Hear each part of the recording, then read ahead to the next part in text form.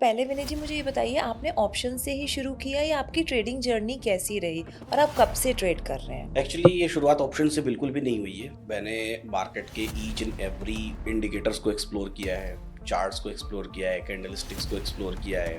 तो विनय जी ये बताइए कि जैसे ऑप्शन चेन तो सभी देख लेते हैं और सबको बीच में स्ट्राइक प्राइस दिख रहे होते हैं, इधर कॉल इधर पुट दिख रहे होते हैं। मैं भी ऐसे ही देखता हूँ और मेरी वाइफ भी शायद ऐसे ही देखती हैं। लगभग 3-4 साल पहले के ऑप्शन चेन की बात करता हूँ। 4 साल पहले कैसा ऑप्शन चेन दिखता था, आज ऑप्शन बाइंग में हम कहाँ एंट्री लें, कहाँ एग्जिट लें? अगर हमने कोई स्टॉप लॉस लगाया हुआ है तो स्टॉप लॉस तक वेट करना चाहिए या हमें उससे पहले अगर लग रहा है कि ये स्टॉप लॉस हिट होने वाला है तो हम अपना लॉस कैसे मिनिमाइज करें? बाइंग करना, अगर आपको बाइंग करना है, ऑप्शन बाइंग करना है, तो लोगों के लॉसेस कैसे कम हो, क्योंकि हम कितना भी बोल रहे हैं ऑप्शन बाइंग नहीं करिए लेकिन लोग करेंगे। अब सबसे पहला काम स्ट्राइक प्राइस की पहचान करना ओके। कि कौन सी स्ट्राइक प्राइस पर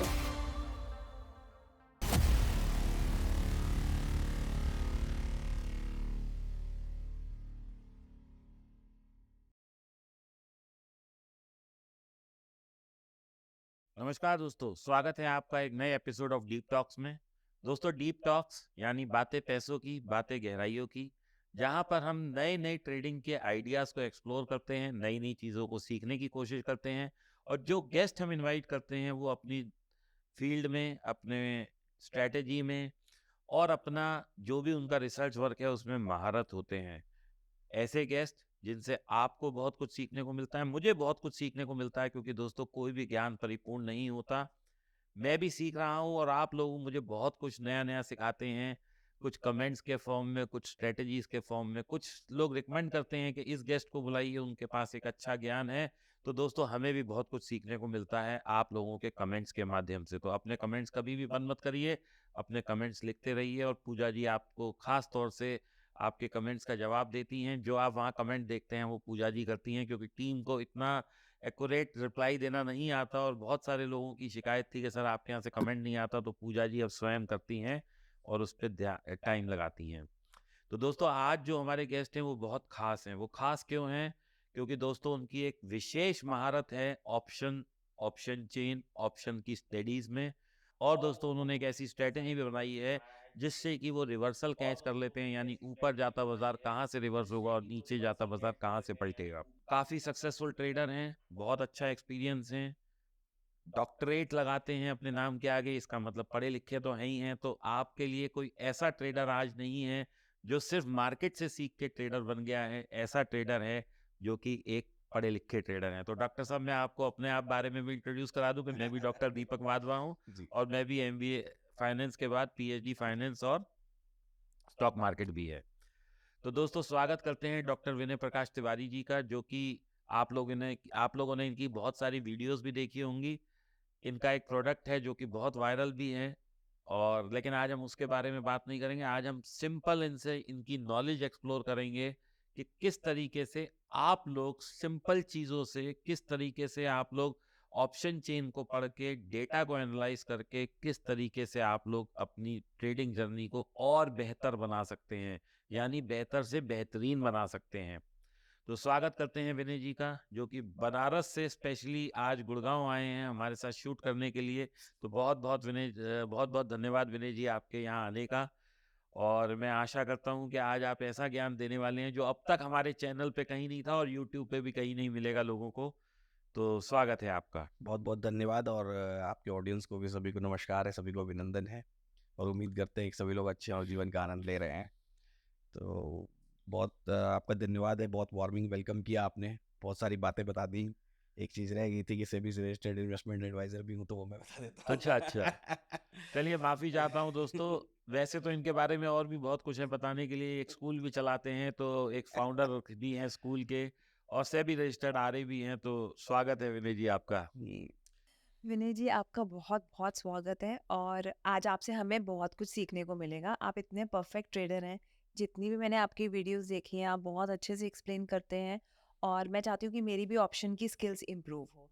तो पहले विनय जी मुझे ये बताइए आपने ऑप्शन से ही शुरू किया या आपकी ट्रेडिंग जर्नी कैसी रही और आप कब से ट्रेड कर रहे हैं? एक्चुअली ये शुरुआत ऑप्शन से बिल्कुल भी नहीं हुई है।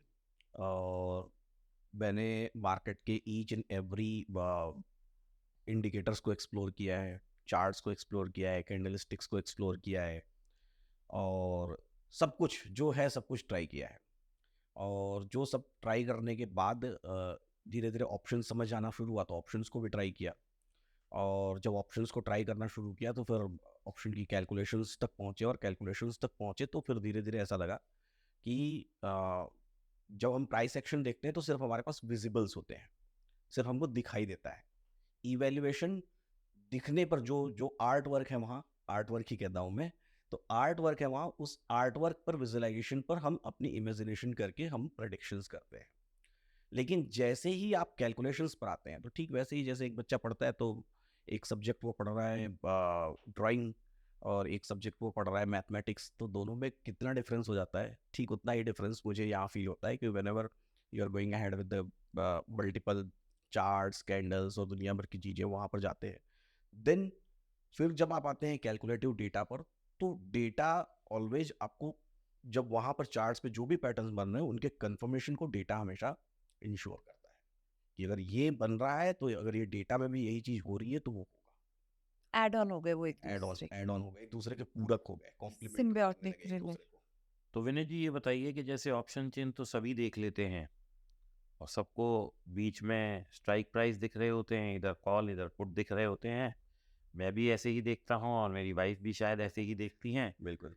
लेकिन आपको ऐसा कौन सा त्रिनेत्र मिला हुआ है जो आप और बेहतर देखते हैं, तो वो बताइए। और क्या देखना होता है और लोग क्या कंसिडर करें कि जिससे कि उन्हें जो आइडिया आपको मिलता है वो हमारी ऑडियंस को भी मिले। बिल्कुल।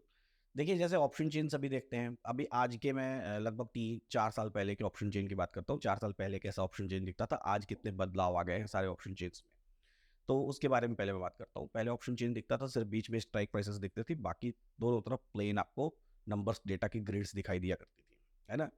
तो सबसे पहले ऑप्शन चेन को जब भी आपको देखना है तो आपको एक इमेजिनेशन करनी है। किस बात की इमेजिनेशन करनी है कि ऑप्शन चेन को कनेक्ट करिए आप अपने मार्केट प्राइस से, कि आपका बाजार का भाव कहाँ चल रहा है। तो सपोज करिए कि निफ्टी है और एक सपोज करिए कि 20,100 रुपये पे चल रही है, 20,121, ठीक है। अब 20,120 को ऑप्शन चेन से कनेक्ट करिए कि 120 किन दो स्ट्राइक प्राइसेस के बीच में होगी। तो एक ऊपर की स्ट्राइक प्राइस हो गई 150 और नीचे की स्ट्राइक प्राइस हो गई 100। अब आप उसको ऑप्शन चेन को इमेजिन करिए कि अब जो ऑडियंस देख रहे हैं वो भी इमेजिन करें कि वो ऑप्शन चेन कैसा दिख रहा है। एक ऑप्शन चेन जिसके बीच में निफ्टी की मार्केट प्राइस कंटिन्यूअसली चल रही है। जब ये मार्केट प्राइस 120 से नीचे गिर के कहाँ आएगा, नीचे गिर के 100 के नीचे चला आएगा, तो वो जो इमेजिन कर रहे हैं उसको बोल दीजिए इमेजिनरी लाइन। उस इमेजिनरी लाइन को आप अब 19,950 और 20,000 के बीच में ला दीजिए। और अगर ऊपर चला गया बाजार 150 के, तो 150 और 200 के बीच में ला दीजिए। अब देखिए मार्केट कैसा मूव कर रहा है, जैसा आप कैंडल्स में देखते हैं वैसा इमेजिनेशन आप यहाँ कर पाएंगे। तो सबसे पहले तो आपको देखने की ऑप्शन चेन की शुरुआत यहाँ से होनी चाहिए कि मार्केट को कनेक्ट करिए ऑप्शन चेन के साथ, कि मार्केट कहाँ है और आपका ऑप्शन चेन कहाँ है। अब जब मैं बात करता हूँ ऑप्शन चेन की या ऑप्शन की बात करता हूँ तो बड़ा कॉम्प्लिकेटेड लोगों को लगता है, कितनी कॉम्प्लिकेटेड बात कर रहा हूँ मैं, क्या बात कर रहा हूँ। ऑप्शन चेन का मतलब भारत में ज़्यादातर सिर्फ ओपन इंटरेस्ट होता है कि ओपन इंटरेस्ट लोग कहाँ देख रहे हैं, कहाँ पर हाईएस्ट ओपन इंटरेस्ट है, उसी ओपन इंटरेस्ट के अकॉर्डिंग हम बाजार को देखते हैं, उसी ओपन इंटरेस्ट के अकॉर्डिंग हम बाजार को रियलाइज करने की कोशिश करते हैं। बहुत ज़्यादा किसी से मैं पूछूंगा तो वो कहेगा कि ओपन इंटरेस्ट जहाँ सबसे ज़्यादा है उधर कॉल साइड में उसको रेजिस्टेंस कह दिया, और पुट साइड में जहाँ सबसे ज़्यादा है उसको सपोर्ट कर दिया। लेकिन एक बात तय है कि अगर आप इंट्राडे ट्रेडिंग की बात करते हैं या पोजिशनल ट्रेडिंग की बात करते हैं और किसी भी ऑप्शन चेन की बात करते हैं, हाईएस्ट ओपन इंटरेस्ट को मार्केट अगर आप 10 दिन बाजार को देखेंगे ना तो 10 दिन में शायद एक दिन ही टच करेगा। वो हाईएस्ट ओपन इंटरेस्ट तक मार्केट कभी पहुंचता ही। लेकिन हाईएस्ट ओपन इंटरेस्ट तो एट दी मनी का होता है आजकल, तो स्ट्रेडल लोग बेच के बैठे होते हैं। हाँ, तो अगर आप अभी अपना जो भी लाइव चल रहा है हम उस पर नहीं जाते, अगर हम मान लेते हैं 20,000 का लाइव है तो सबसे ज्यादा open interest call put side में एट दी मनी पे होता है। जनरली कह सकते हैं, लेकिन नहीं भी होता है, मोस्ट ऑफ द टाइम नहीं होता है। Most of the time at the money पर हाईएस्ट ओपन इंटरेस्ट चेंज हो सकता है, यानी आज का ओपन इंटरेस्ट, लेकिन जो पूरे वीक का ओपन इंटरेस्ट है वो ज्यादातर अपनी रेंज बना के रखेगा, जिस रेंज में बाजार को पूरे हफ्ते में चल रहा है, एक एक्सपायरी से लेकर दूसरी एक्सपायरी तक। तो ये खेल ओपन इंटरेस्ट का तो है, लेकिन ओपन इंटरेस्ट से कहीं ज्यादा ये खेल इंट्राडे ट्रेडर्स का है। लोगों को ऐसा लगता है कि option writers are everything, option writer सब कुछ है, वो जो चाहे वो कर सकते हैं। लेकिन किसी भी ऑप्शन राइटर को ट्रेड करने के लिए, सपोज करिए एक ऑप्शन राइटर है, वो राइटिंग कर रहा है ना। अब राइटिंग कर रहा है तो उसकी राइटिंग सक्सेसफुल कब होगी? अगर उसके पास 10,000 लॉट्स पड़े हुए हैं सारे ऑप्शन राइटर्स के पास, जब वो तो जीरो हो जाएगा, मतलब नो वैल्यू रह जाएगा। नो वैल्यू रह जाएगा। लेकिन वो जीरो कब होगा? अगर वो राइटिंग कर रहा है, जब वो बेच रहा है, तो उस 10,000 लॉट को कोई खरीदने वाला भी तो होना चाहिए ना। यानी कि किसी भी ऑप्शन राइटर को रिक्वायर्ड है हमेशा उनका सपोर्टिव बायर। ऑप्शन चेन को आप इस नजरिए से देखिए। अभी तक तो हम ऑप्शन चेन को सिर्फ इसी नजरिए से देख रहे हैं कि बायर, राइटर आया हुआ है बायर को खाने के लिए। सबको ऐसे ही लगता है कि राइटर आएगा, बायर को खा जाएगा। अच्छा, एक बात बताइए कि सपोज करिए कि 20,000 की स्ट्राइक प्राइस पर हाईएस्ट ओपन इंटरेस्ट है और नीचे की तरफ 19,500 की स्ट्राइक प्राइस पर हाईएस्ट ओपन इंटरेस्ट है। यानी कि 20,000 के कॉल साइड का प्रीमियम जीरो होना चाहिए और 19,000 के पुट साइड का प्रीमियम जीरो होना चाहिए। जब मार्केट 20,000 पर पहुंच गया, at the same time call writers writing करना शुरू करेंगे। जब कॉल राइटर्स राइटिंग करना शुरू करेंगे तो क्या उस समय उनको कॉल खरीदने वाले लोग नहीं चाहिए? चाहिए होंगे ना। वो कहां से आएंगे? वो बायर्स ही तो होंगे। जब बाजार 19,500 पर पहुंच गया और मार्केट जब अपने बॉटम पर है, तो उस समय पुट राइटर्स होंगे। उन पुट राइटर्स के लिए भी कोई ना कोई पुट खरीदने वाला तो होना चाहिए, बायर होना चाहिए। अच्छा, जब मार्केट 19,500 पर, इस समय जो कॉल राइटर्स राइटिंग करना चाहते हैं 20,000 की स्ट्राइक प्राइस पर, क्या उन कॉल राइटर्स को कॉल बायर्स नहीं चाहिए उस समय? क्योंकि कॉल बायर्स ही तो उस बाजार को वापस ऊपर लेकर के 20,000 तक जाएंगे। तो ये कॉल बायर्स आएंगे कहां से? क्या हर राइटर चाहता है कि सारे बायर्स का लॉस हो जाए? नहीं। राइटर चाहता है कि उन बायर्स का लॉस हो जो उनके टॉप पोजीशन पर आए। 20,000 पर जब वो आए, वहां पर जिसने कॉल खरीदा उसका लॉस हो। लेकिन जब 19,500 पर मार्केट है, तो वो राइटर भी चाहता है कि यहां पर ढेर सारे कॉल बायर्स आए ताकि मार्केट रिवर्स होकर के वापस ऊपर आए। Not only put writer, call writer भी चाहता है। पुट राइटर क्यों चाहेगा? क्योंकि मार्केट रिवर्स हो जाए। और कॉल राइटर क्यों चाहेगा? क्योंकि मार्केट रिवर्स होकर कॉल तक आए। ऐसे ही जब बाजार टॉप पे 20,000 पर है, तो not only call writer, put buyer भी पुट राइटर भी चाहेगा। क्यों पुट राइटर चाहेगा? क्योंकि बाजार जब तक बॉटम पे नहीं जाएगा तब तक उसके प्रीमियम की वैल्यू नहीं बढ़ेगी। तो दोनों ही केसेस में राइटर्स हमेशा चाहते हैं कि बायर्स उनके साथ रहें, और सारे बायर्स का नुकसान नहीं, सिर्फ उतने ही बायर्स का नुकसान हो जो बायर्स एकदम टॉप पे जाके खरीदारी या एकदम बॉटम पे जाके एकदम बॉटम पे जाके बिकवाली करने की कोशिश करें, जो मोमेंटम कैच करने की कोशिश कर रहे हैं। तो नजरिया हमको हमेशा ये रखना पड़ेगा। दूसरी बात, ऑप्शन चेन, हमको ऐसा लगता है कि जैसे हम कॉल बाई कर रहे हैं, तो कॉल बाई कर रहे हैं तो क्या सोच रहे हैं कि बाजार किस डायरेक्शन में जाना चाहिए? ऊपर जाना ऊपर जाना चाहिए। Positive direction. और पुट बाई कर रहे हैं तो क्या क्या सोच रहे हैं कि बाजार नीचे जाना चाहिए। जैसे ही हम कॉल खरीदते हैं, वैसे ही जैसे कहना कि एक ताबूत है, ताबूत पर कील ठोकनी है ना, कील ठोकनी है बाजार को नीचे गिराने के लिए। कॉल राइटर को क्या चाहिए? मार्केट नीचे गिरना चाहिए। तो जैसे ही हम एक कॉल ऑप्शन खरीदेंगे, वैसे ही हम उसको और मजबूत कर रहे हैं, किसको? अपने कॉल राइटर को, बाजार को नीचे गिराने के लिए। ये एक जो कॉन्सेप्ट है वो बायर्स को ज्यादातर नहीं समझ आता है। कैसे, मैं समझाता हूँ। दोबारा बोलिए एक बार। जब हम कॉल खरीद रहे हैं तो हम ये इंश्योर कर रहे हैं कि बाजार नीचे गिरे, मतलब हम उसका सपोर्ट कर रहे हैं कि मार्केट नीचे गिरे। कॉल जब हम खरीद रहे हैं तो इसका इंटरप्रिटेशन तो ये ना कि बाजार ऊपर हम जाएगा। चाहते हैं कि ऊपर जाएगा, हाँ। लेकिन हम कहीं ना कहीं उस राइटर को सपोर्ट कर रहे हैं जो चाहता है कि बाजार नीचे गिरे। क्योंकि वो अपनी पोजीशन स्क्वायर ऑफ कर पाएगा ना। पोजीशन अपने स्क्वायर ऑफ कर पाएगा, वो अपनी पोजीशंस को वहां तक लेके जा पाएगा। वहां पर आप वॉल्यूम क्रिएट करेंगे हर बार कॉल खरीदते ही। तो बाजार इंट्राडे में या पोजिशनल सिर्फ ओपन इंटरेस्ट नहीं, ओपन इंटरेस्ट और वॉल्यूम के कॉम्बिनेशन से चलता है। यानी कि एक ओपन इंटरेस्ट हो गया जहां पर राइटर राइटर राइटर है, दूसरा वॉल्यूम जो ये बताएगा कि बायर्स कैसे रिएक्ट कर रहा है उस राइटर की स्ट्रेटजी पर। और जिस दिन से आपने इन दोनों का कॉम्बिनेशन देखना शुरू कर दिया, आपको ऑप्शन चेन अलग नजरिए से दिखाई देना शुरू हो जाएगा। तो विनय जी कैसे मास्टरी करें इसमें? मास्टरी का मतलब अब समझना पड़ेगा कि जैसे हम सपोर्ट रेजिस्टेंस देखते हैं, आप चार्ट्स में सपोर्ट रेजिस्टेंस एक ट्रेंड लाइन ड्रॉ किया, आपका रेजिस्टेंस क्रिएट हो गया, ट्रेंड लाइन ड्रॉ किया, सपोर्ट क्रिएट हो गया, मल्टीपल इंडिकेटर्स लगा दिया, आपने सपोर्ट रेजिस्टेंस ड्रॉ कर लिया। ऑप्शन चेन में हमको कैसे पता चलेगा कि सपोर्ट रेजिस्टेंस कहाँ है? मतलब कहाँ पे सबसे ज्यादा वॉल्यूम है, कौन कौन से उस पे? नहीं, अब वॉल्यूम और ओपन इंटरेस्ट में हम कॉम्बिनेशन को बनाते हैं।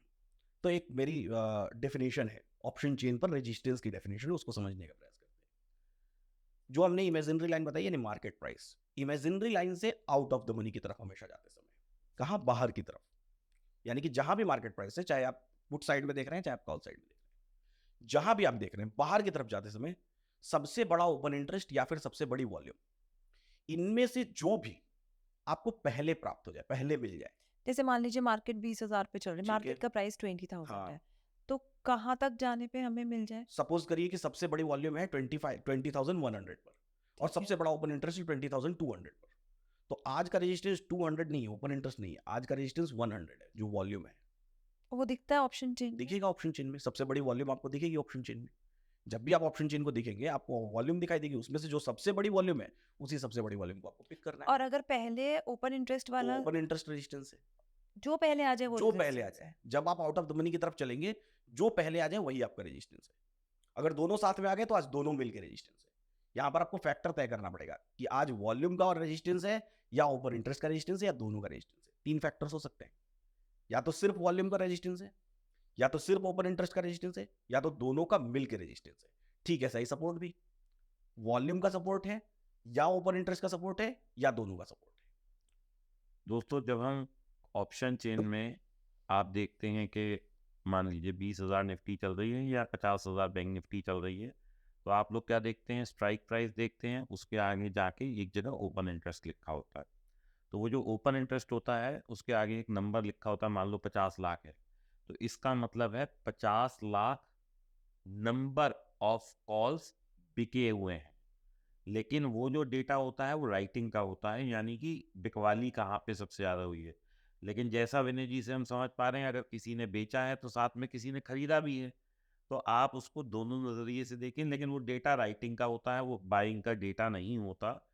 अब मुझे भी आज तक समझ नहीं आया, ये भी पूछते हैं विनय जी से कि चाहे डेटा बाइंग का हो या सेलिंग का हो, होना तो बराबर ही है। अगर मैंने 1 रुपए की चीज़ खरीदी है तो किसी ने बेची है, अगर मैं बेचने वाले का डेटा डाल रहा हूँ और खरीदने वाले का नहीं डाल रहा हूँ, तो उसका क्या लॉजिक है वो भी समझ लेते हैं, क्योंकि मेरे मन में भी ये जिज्ञासा है।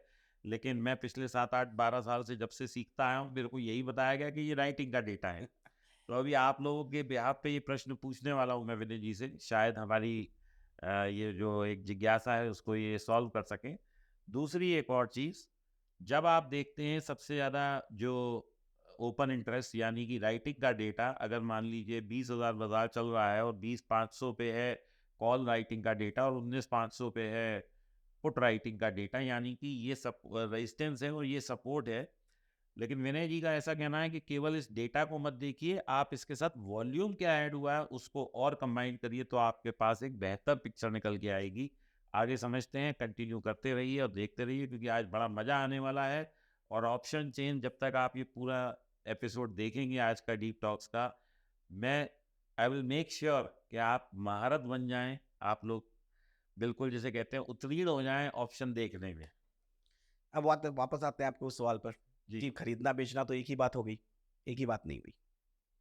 अच्छा एक बात बताइए, एक ट्रेडर, एक बायर, एवरेज मतलब एक सैंपल डेटा ले कि 1 लाख बायर्स हैं बाजार में, तो एवरेज एक दिन में कितने ट्रेड्स करता होगा? 2 से 3। 2 से 3। अब उसमें कुछ ऐसे भी होंगे जो दिन में 100 ट्रेड भी कर लेते होंगे और कुछ ऐसे भी होंगे जो दिन में एक भी ट्रेड ना करते हो या एक ट्रेड कर लेते हो। ऑन एन एवरेज 2, 3, 4 ट्रेड करता होगा। तो जब वो 2, 3, 4 ट्रेड कर रहा है तो क्या उसके ट्रेड का कोई इंपैक्ट बाजार पे नहीं आएगा? एक तो राइटर है, उसने राइटिंग की हुई है, एक बायर है जो दिन में एवरेज 2, 3 या 4 ट्रेड्स कर रहा है, तो क्या उसके ट्रेड का मार्केट पे कोई इंपैक्ट नहीं पड़ेगा? तो वो तो चेंज इन ओआई में आ जाएगा ना। चेंज इन ओआई में भी नहीं आएगा, वो डिपेंड करता है, वो डिपेंड करता है। मान लीजिए 100 लोगों ने राइटिंग कर रखी, हाँ। ठीक है। अब मैं आज एज ए न्यू ट्रेडर आया और मैंने एक लॉट बाय किया, हाँ। तो वहां से बट नेचुरल है किसी ने सेल भी किया होगा, हाँ। तभी तो मैंने बाय किया। हाँ। या तो बाइंग की क्वांटिटी एक कम होगी और जो ये सॉरी सेलिंग की क्वांटिटी एक कम होगी, लेकिन बायर की क्वांटिटी बढ़नी चाहिए, लेकिन बायर की तो बस होती यही यही यही वो मिसकॉन्सेप्ट है जो भ्रमित करके रखता है। ये बिल्कुल भी जरूरी नहीं है कि जब आप खरीद रहे हैं तो राइटर ही बेच रहा है। अच्छा, हम नए कॉन्ट्रैक्ट भी खरीद सकते हैं? नहीं, सपोज करिए आपने एक कॉल ऑप्शन खरीद रखा है, आप उस कॉल ऑप्शन को बेच रहे हैं, यानी कि आप अपनी पोजीशन बुक कर रहे हैं, उस समय भी तो आप पोजीशन बेच रहे हैं। और जब आप अपनी पोजीशन बेच रहे हैं, उस पोजीशन को अगर किसी ने खरीद लिया तो जो मान लो 100 लोगों ने ऑप्शन राइट कर बिल्कुल। रखी है, वो हमें दिख रहा है, दिख रहा है, मेरे पास भी तो वही है बेचने वाला, बिल्कुल सही है। ठीक है। बिल्कुल सही है। अब अगर मान लो मैंने खरीद रखा है, हाँ, आप ये कहना चाहते उन्हीं हैं, 100 में से 100 के 100 लॉट आपने खरीद रखे हैं, ठीक है, ठीक है। मैंने अब खरीद आपने उस रखी है, 100 लॉट में से 20 लॉट बेच दिए, ठीक है, और आपने बेचे और किसी राइटर ने नहीं खरीदा, नए बायर ने खरीद लिया, तो ओपन इंटरेस्ट तो 100 का 100 रह गया, वॉल्यूम बढ़ गई, ओपन इंटरेस्ट आप वही देख रहे हैं और भ्रमित हैं मार्केट में। मतलब आपने जब बेचा मैंने खरीद लिया एक तरह आप तो ओपन इंटरेस्ट देख के भ्रमित है, आपको वो दिख रहा है, वो आपको बनाया हुआ है कि हाँ मैं तो बहुत वैलिड पॉइंट वैलिड है। पॉइंट है ये। अब मैं आपको बहुत आसान तरीके से समझाता हूँ, इसको बहुत इजी करने के लिए मैं एक बात बताता हूँ जो डॉक्टर विनय ने बताई है। तो डॉक्टर विनय के शब्द डॉक्टर दीपक से समझ लीजिए। हमने देखा 20,000 की ऑप्शन चेन देख रहे हैं, और अभी हम कॉल साइड के डेटा को देख लेते हैं, या पुट साइड कोई भी एक पकड़ लीजिए। अब वहां पे मैंने देखा 5 लाख का ओपन इंटरेस्ट दिख रहा है, 5 लाख का। अब उस 5 लाख में पूजा मैडम जो है वो एक सेलर हैं जिनके पास ऑलरेडी 10,000 क्वांटिटी सेल में है। अब ये बाय करना चाहती हैं और मैं नया सेल करना चाहता हूं। ये अपनी पोजीशन छोड़ रही हैं जो इनके पास बाय, मैं ठीक बोल रहा हूं, लेकिन मैं नया सेल करना चाहता हूं। अब हम दोनों ने आपस में, इन्होंने 5,000 क्वांटिटी खरीदी, मैंने 5,000 बेची, लेकिन ओपन इंटरेस्ट वही रहा, लेकिन वॉल्यूम जनरेट हो गया। दिस इज व्हाट यू हाँ, वांट टू ये से। आपने उसका रिवर्स बताया है। अच्छा सॉरी, आप जरा रिवर्स इन द सेंस, फिर से वापस मैं एक्सप्लेन करता हूँ। आपने भी सही बताया है, इसमें कुछ भी गलत नहीं है, बस आपने उसको फिर से वापस, चूंकि आपके दिमाग में राइटर मैं राइटर ही है आप बायर पॉइंट ऑफ व्यू से मैं बता रहे राइटर हैं। ही हूँ। राइटर ही हैं आप, इसलिए आपको बार बार वो राइटर पॉइंट ऑफ व्यू पे आप चलेंगे जी, कि जी, ओपन इंटरेस्ट वहीं पर है। मैंने कहा ओपन इंटरेस्ट वहीं है, उसको तो आप देख के खुश है कि 5 लाख का ओपन इंटरेस्ट है, लेकिन आपका ध्यान वहां नहीं जा रहा है जो बिहाइंड द सीन हो रहा है क्रिएट। क्या क्रिएट हो रहा है, ध्यान से फिर से सोचिए। सपोज करिए कि 20,500 स्ट्राइक प्राइस पर एक 5 लाख का ओपन इंटरेस्ट क्रिएटेड है, ठीक है। हम बड़े खुश हैं कि जब 20,500 तो आज मार्केट जाना ही जाना है ऊपर, ठीक है। अब हुआ क्या कि 500 से नीचे एक स्ट्राइक प्राइस आती है, मान लीजिए 20,300। 20,300 पर कुछ बायर्स राइटर 5 लाख लेके ओपन इंटरेस्ट अपना खुश है, वो वहीं खड़ा है 5 लाख का 5 लाख ओपन इंटरेस्ट लेकर के। कुछ बायर्स अपना खरीदारी बिकवाली शुरू करते हैं। कौन करते हैं खरीदारी बिकवाली? सपोज करिए कि आप राइटर हैं, आप 5 लाख लेके अपना क्वांटिटी बेच के वहां बैठे हुए हैं, और मैं बायर हूं, मैं आया, मैं 20,300 पर मैंने 100 लॉट खरीद लिया। अब मेरे को कौन बेचने वाला है? हो सकता है मुझे जो बेचने वाला है वो भी एक बायर ही था। उसको ऐसा लगता होगा कि बायर अब बाजार यहाँ से ऊपर नहीं जाएगा, उसने 100 लॉट पहले से रख रखे थे, आप ही में से लेके रख रखे थे, तो उसने 100 लॉट पहले से लेके रख रखे थे। अब मैंने जैसे ही खरीदा, उसने बेचा, मैंने खरीद लिया। आपकी तो 5 लाख वैसे का वैसे ही पड़ा हुआ है। मैंने एक वॉल्यूम जनरेट कर दिया 500 लॉट्स का, फिर मैंने वो 500 लॉट्स बेचे, कोई दूसरा बायर आके खरीद लिया, फिर वॉल्यूम बढ़ गई, वहां 1000 हो गई, फिर उसने बेचा, तीसरे को उसने बेचा, चौथे को उसने बेचा, तो ये चेंज इन ओआई जो है ये वॉल्यूम दिखाता है। चेंज इन वाई तो वैसे की वैसे 5 लाख का वो तो जीरो है, 5 ठीक लाख है। की है।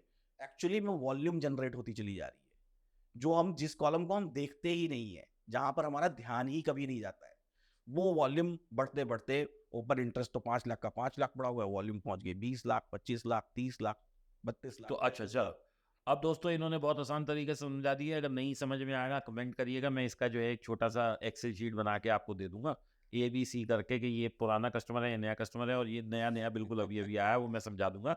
तो विनय जी एक चीज बताइए, बहुत इंटरेस्टिंग हो रहा है दोस्तों, मेरा मतलब मेरी भी जिज्ञासा बढ़ती है। हालांकि मेरे को, आप लोग जानते हैं, मैं तो ऑप्शन राइटिंग में काफी कुछ जानता हूँ, लेकिन आज मुझे भी लग रहा है कि कुछ नया सीखने को मिल रहा है। मतलब मुझे ऐसा लग रहा है कि हम लोग ना बहुत नई चीजें सीख रहे हैं। तो अब यहाँ पे देखिए 5 लाख का OI ऑलरेडी है, और वॉल्यूम भी मान लीजिए 5 लाख हो गया, तो अब इसको कैसे इंटीग्रेट करके और कैसे इंटरप्रेट करेंगे ये बताइए। करते हैं, वापस आते हैं उसी इमेजिनरी लाइन। हाँ, मार्केट खड़ा है 20,100 और 150 के बीच में, ठीक है।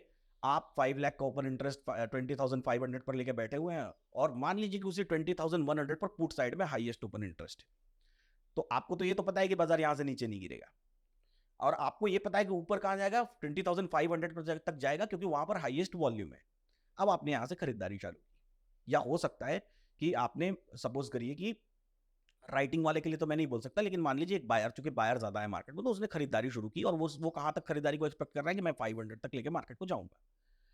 बीच में 300 पर वॉल्यूम जनरेट होनी शुरू हुई, और वो कंटिन्यूअसली क्रिएट हो रही है, और इतनी ज्यादा क्रिएट हो गई कि उसने ये जो 5 लाख जो राइटर्स हैं यहां पर बैठे हुए हैं 500 में, वो 5 लाख राइटर्स को क्या कर दिया, दबा दिया, किनारे साइड कर दिया, और क्या साइड किया, यहीं पर वॉल्यूम क्रिएट कर रहा है। मैंने क्यों बोला है, एक बायर एक कील ठोकता है ताबूत में, तो हर बायर जब जब आ रहा है, जब जब वो खरीद रहा है, जब जब बेच रहा है, जब जब ट्रेड कर रहा है, एक वॉल्यूम करके उस ताबूत पे कील ठोकता जा रहा है, और वो एक रेजिस्टेंस क्रिएट कर दिया 300 पर।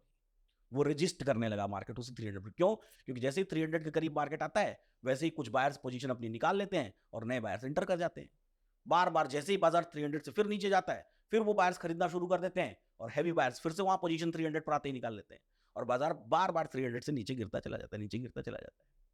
और वो जो बायर जो 500 के लिए बैठा हुआ है, उसका टाइम वैल्यू डीके होता चला जाता है, डीके होता चला जाता है बार बार। अब मार्केट जब भी उसके, मान लीजिए उसने 200 से खरीदारी की है, अब मार्केट 3 बार 2 बार 4 बार मार्केट 300 से रिवर्स हुआ, अब 200 से खरीदारी उसने 100 रुपए का प्रीमियम किया होगा, वापस 200 पर मार्केट आया, भले ही मार्केट स्पॉट में तो उसके कॉस्ट पर है, लेकिन टाइम वैल्यू इतनी चली टाइम गई कि वैल्यू वो चली गई 150 पर आ गया, 50 रुपए का 50 रुपए लॉस हो गया। लॉस कर रहा है। और मार्केट बार बार आज इंट्राडे में पूरे दिन 300 से ही रिवर्स होता रहा। अब जब बजेगा 2-2.5, तो राइटर्स को लगेगा, 5 लाख वाले आपको भी लगेगा एज अ राइटर कि यार बार बार मार्केट 300 से रिवर्स हो रहा है, तो चलो अब 300 पर राइटिंग करते हैं। करते होंगे आप भी, ऐसे ही करते होंगे कि मार्केट बार बार ट्रेंड लाइन आपने खींच रखी है, 300 पर रेजिस्टेंस बना हुआ है, कैसे भी 300 पर हो रही है, तो कहते हैं कि चलो ठीक है, आज 300 पर अब राइटिंग करना शुरू करते हैं। अब आपके चेंज इन वाई में चेंज आना शुरू होगा, अब आप यहाँ पर राइटिंग करना शुरू करेंगे। लेकिन जब तक आप शुरू करेंगे और जब तक दूसरे बायर्स को या राइटर्स को दिखेगा, नॉर्मल जो नेकेड आई से देख रहे हैं, तब तक तो मार्केट पता नहीं कितनी बार वहां से रिवर्स हो चुका है, और मार्केट नीचे पता नहीं कितना प्रेशर क्रिएट कर चुका है, वो सारे बायर्स लॉस में जा चुके हैं। तो ये कहानी यहाँ से ओपन इंटरेस्ट और वॉल्यूम के कॉम्बिनेशन से शुरू होती है। इसलिए मेरी डेफिनेशन फिर से मैं बोलता हूँ कि इमेजिनरी लाइन से शुरू करिए, आउट ऑफ द मनी की तरफ चलिए। सिर्फ ओपन इंटरेस्ट मत देखिए, ओपन इंटरेस्ट भी देखिए, वॉल्यूम भी देखिए, और देखिए कि कौन करीब है। 120 पर मार्केट है, अगर वॉल्यूम 200 पर है और ओपन इंटरेस्ट 500 पर है, तो आज ओपन इंटरेस्ट कंसिडर नहीं करेंगे, आज वॉल्यूम कंसिडर करेंगे। जो पहले आ गए उसे जो पहले, अगर दोनों साथ में है तो समझिए कि दोनों का सिंक आज बराबर है। दोस्तों मुझे लगता है थोड़ा सा कॉम्प्लिकेटेड है, लेकिन बहुत आसान है, मेरी समझ में आ गया है। मैं अभी आपको और सरल भाषा में समझा देता हूँ। 20,000 पे बाजार खड़ा है, 20,500 पे ओपन इंटरेस्ट है, और 19,500 पे ओपन इंटरेस्ट हाईएस्ट दिख रहा है। लेकिन वो आप मान लीजिए कि अब हम 20,000 से 20,300 आ गए हैं, अब 300 पे भी एक ओपन इंटरेस्ट होगा जो कि हाईएस्ट 500 है, लेकिन 300 पे मान लीजिए वहाँ 5 लाख है, तो यहाँ 2.5 लाख है। अभी वो 2.5 लाख का 2.5 लाख खड़ा है, लेकिन इन्होंने बेचा मैंने खरीदा, इन्होंने बेचा मैंने खरीदा, इन्होंने बेचा मैंने खरीदा, या मैंने खरीदा इन्होंने बेचा मैंने खरीदा। हम दोनों आपस में ही 1-1 लाख क्वांटिटी को 4 दफा शफल कर चुके हैं, लेकिन वो 2.5 लाख के बराबर ही खड़ा है। तो क्या हुआ, आपको दिखेगा ओपन इंटरेस्ट में वहां तो चेंज ही नहीं है, और आप सोचेंगे कि ये बाजार ऊपर जाएगा। लेकिन सर का कहना ये है कि क्योंकि यहाँ पे वॉल्यूम जनरेट हो रहा है बार बार, तो बायर्स कोशिश कर रहे हैं कि यहाँ से 500 तक चला जाए, लेकिन सेलर्स कोशिश कर रहे हैं कि यहाँ से ना जाए। वॉल्यूम जनरेट हो रहा है, ओपन इंटरेस्ट वहीं खड़ा है, और क्योंकि हर कॉल की एक इनहेरिट क्वालिटी होती है कि उसको डिके करना ही करना है, यानी कि थीटा गलेगा ही गलेगा। तो सुबह से शाम तक जब ये प्रोसेस चलता रहता है, तो 10-20-50 रुपए का डिके आ जाता है, सेलर्स कमा लेते हैं, बायर्स लॉस ले लेते हैं। तो अगली बार से जब भी आप ऑप्शन चेन को देखें, केवल ओपन इंटरेस्ट या प्राइस को ना देखें, वॉल्यूम को भी कंसिडर करें, और पूरे दिन का वॉल्यूम देखें कहाँ पे सबसे ज़्यादा है, वो आज का रेजिस्टेंस बनने वाला है। This is what we have understood with doctor Vinay Prakash Tiwari ji from Banaras. Am I right sir? बिल्कुल सही है। बस एक लाइन थोड़ा सा करेक्ट कर दूंगा। हाँ प्लीज। एक लाइन, बायर्स खरीद रहे हैं और बायर्स बेच रहे हैं, इसमें राइटर भी ट्रैक होता है। राइटर ज्यादा कमा सकता है लेकिन कम कमाता है। क्यों? क्योंकि वो राइटर वेट कर रहा है कि मार्केट 500 तक आएगा तो मैं राइट करूंगा, 500 का प्रीमियम बढ़ेगा तो मैं राइट करूंगा। अभी से मैं 300 पर राइट करके क्यों बैठूं? और कुछ राइटर्स 300 पर राइटिंग कर रहे हैं, लेकिन उसको कंसीडर नहीं किया जा रहा है। तो एज अ राइटर आप हाईएस्ट ओपन इंटरेस्ट पर और वेट करें। मतलब हो सकता है थोड़ी पोजीशन ले रखे, लेकिन आप तो सोच रहे होंगे ना कि जैसे ही 500 अगर मार्केट आया तो मैं तो ऑल इन जाऊंगा, लेकिन 500 का भी मार्केट गया ही नहीं, तो राइटर उसको ट्रैक नहीं कर पाया अगर उसने वॉल्यूम ट्रैक नहीं किया। तो एज अ राइटर भी अगर आप ऑप्शन चेन को देख रहे हैं, you need to track the volume as well, कि हाईएस्ट वॉल्यूम कहाँ क्रिएट हो रही है, और अगर उस हाईएस्ट वॉल्यूम की दिशा में फिर से इस दिशा में पर इस शब्द को लीजिएगा तो मैं इसको और एक्सप्लेन करूंगा। उस हाईएस्ट वॉल्यूम की दिशा में अगर आपने एक्टिव राइटिंग की तो आप इंट्राडे के मल्टीपल मोमेंटम्स को कैच कर सकते हैं। चलिए, अब ये वॉल्यूम देखने के लिए कहाँ पे देखें? एनएससी की साइट पे दिखता किसी भी है? नॉर्मल आपके हर ब्रोकर के ऑप्शन चेन पर, हर ब्रोकर के ऑप्शन। किसी भी ब्रोकर के ऑप्शन कोई चेन एक पर तो volume- हमारे ऑडियंस के लिए बता दीजिए कि कहाँ पे वो इजीली देखें, नेशनल स्टॉक एक्सचेंज की ऑप्शन चेन पर चले जाइए, वॉल्यूम ऑफ इंटरेस्ट दिखाई देगा। और कोई फ्री में और कोई अवेलेबल हो जहाँ पे देख सकते हैं। मल्टीपल कोई भी साइट, अपना ब्रोकर का टर्मिनल ओपन करिए, आपके पे ब्रोकर के टर्मिनल पे आपको ओपन इंटरेस्ट चेंज और वॉल्यूम, ये 3 कॉलम तो मैंडेटरी दिखेंगे ही दिखेंगे। दोस्तों, यदि आप जीरोधा, एंजल वन, IIFL और भी 3-4 ब्रोकर्स हैं जिनका नाम मुझे शायद नहीं याद, उनका वो यूज़ करते हैं, तो सेंसिबल एक है जहाँ पे ऑप्शन चेन ऑलमोस्ट लाइव की तरह चलती है। वो आप फ्री ऑफ कॉस्ट भी देख सकते हैं, बशर्ते आप अपने ब्रोकर के थ्रू लॉगिन करें तो वो फ्री है। अगर आप वैसे लेते हैं तो शायद सब्सक्रिप्शन लेना पड़ता है, लेकिन वो ऑप्शन चेन वाला जो पेज है वो फ्री में आप एक्सेस तब भी कर सकते हैं। चलिए, आप दोनों के डिस्कशन से तो मुझे ऐसे लगा ये एपिसोड मुझे दोबारा दोबारा देखना पड़ेगा 4 बार। 4 बार समझने के लिए, मल्टीपल टाइम्स मल्टीपल टाइम्स उस कर डेफिनेशन को जो देख रहे हैं उनको नोट करना पड़ेगा, मैं क्या बोल रहा हूँ उसको ध्यान से अगर एग्जैक्टली। नोट करेंगे तो उनको समझ में आएगा, क्योंकि अभी ये और डीप जाने वाली है। आपका नाम है, आपके शो का नाम है डीप टॉक्स ना, तो आज देखते हैं, गहराई नापते हैं ऑप्शन चेन की। तो विनय जी अब हम आते हैं ऑप्शन बाइंग पर। हाँ, ऑप्शन बाइंग में हम कहाँ एंट्री लें, कहाँ एग्जिट लें? अगर हमने कोई स्टॉप लॉस लगाया हुआ है तो स्टॉप लॉस तक वेट करना चाहिए, या हमें उससे पहले अगर लग रहा है कि स्टॉप लॉस हिट होने वाला है तो हम अपना लॉस कैसे मिनिमाइज करें? चलिए ऑप्शन बाइंग पर आते हैं। पहला सवाल कि ऑप्शन बाइंग करें कहाँ से, ये सबसे अपने आप में और इम्पोर्टेंट है। किस दिन करें? क्योंकि कई बार हमें नहीं जज हो पाता कि आज बायर्स का डे है या नहीं है, पूरे दिन मार्केट एक रेंज में घूमती रहती है। तो हम अपना 9:15 को टर्मिनल के आगे बैठे, उसके बाद हमें क्या करना है? और ये मान के चलिए मेरे पास 1 लाख रुपीज़ है और मेरी कैपिटल है 10 लाख की, लेकिन मैं सिर्फ 10% of my capital 1 lakh rupees depute करना चाहती हूँ ऑप्शन बाइंग के लिए, और मुझे लॉस ज़्यादा नहीं लेना है। मतलब मेरे को प्रॉफिट मिल जाए कोई 7-8 हज़ार या 5 हज़ार तक का भी चलेगा, लेकिन लॉस 2-2.5 हज़ार में मैं निकल जाऊँ। चलिए, लेकिन इसको, ये सवाल तो जो आपने लिया है, ये सवाल बड़ा ज़बरदस्त है, लेकिन शायद इस सवाल का नंबर आएगा अभी थोड़ा और डिस्कशंस के बाद। क्योंकि बाइंग करना, अगर आपको बाइंग करना है, ऑप्शन बाइंग करना है, तो सिंपली आप तो कोई भी स्ट्राइक प्राइस कभी भी बाजार का मोमेंटम पकड़ के बाई कर लीजिए, लेकिन वो मोमेंटम हमको पता कैसे चलेगा ऑप्शन चेन?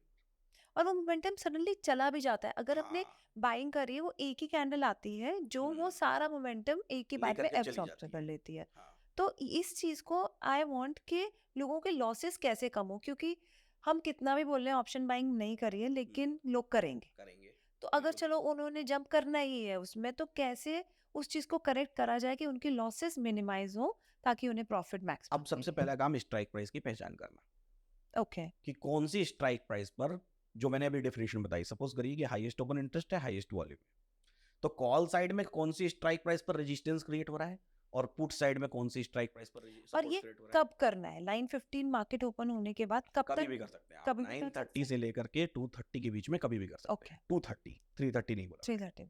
2:30 क्यों? क्योंकि 2:30 के बाद क्या होता है, फिर ऐसे ट्रेडर्स आ जाते हैं मार्केट में, जो ट्रेडर्स का अगर 2:30 के बाद भी कोई मार्केट में बना हुआ है ना, तो समझ जाइए वो ट्रेडर आज पूरा मूड में है कि आज सब खत्म है मुझे ये लगता है उसके बाद तो डांस होना शुरू हो जाता है, समझ कुछ नहीं आता। तो अब करना क्या है, 9:15 से जब आप शुरू करते हैं, सपोज करिए आपने 9:15 से शुरू किया, मार्केट 120 है, 120 के ऊपर आपको 200 पर हाईएस्ट ओपन इंटरेस्ट दिखाई दे रहा है, हाईएस्ट वॉल्यूम दिखाई दे रही है, और नीचे 100 पर आपको हाईएस्ट ओपन इंटरेस्ट और हाईएस्ट वॉल्यूम दिखाई दे रही है। ठीक है, तो 200 मेरा हो गया रेजिस्टेंस और नीचे की तरफ 100 हो गया मेरा सपोर्ट।